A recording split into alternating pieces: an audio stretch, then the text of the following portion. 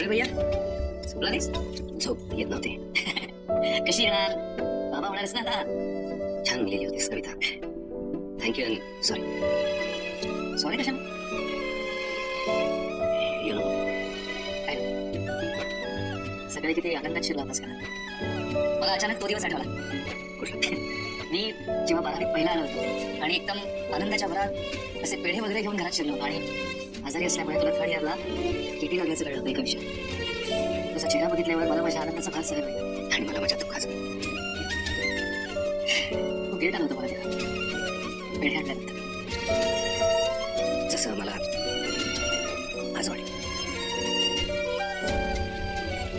एखादाचा एक तो दिवस होता आणि एक आज झालीच. निकाल लागतातच. परीक्षा अजूनही संपत नाही. माझ्या दुःखामुळे तुला तुझा आनंद साजरा करता आला नव्हता. मी ठरवून केलं ना, त्याला एकाच वेळी एकाच खरा आनंद आणि दुःख आलं ते हसावं की रडावं ते कळत नाही. आपल्या वाट्याला आनंद आला की आनंदाने उड्या माराव्याशा वाटतात. मला जेव्हा कळलं मी बाबा होणार आहे तेव्हा काव्याला उचलून अख्ख्या घरभर मिरवायचं होतं. मला अख्ख्या कॉलनीला पेढे वाटायचे होते. जगाला देवीच्या देठापासून ओरडून सांगायचं होतं की मी बाबा होणार आहे. पण आता मला माझ्याच आनंदी असण्याचा गिल्ट वाटायला लागलाय. जेव्हा माझा आनंद मिरवायची लाज वाटायला लागली आहे तुझ्या दुःखासमोर.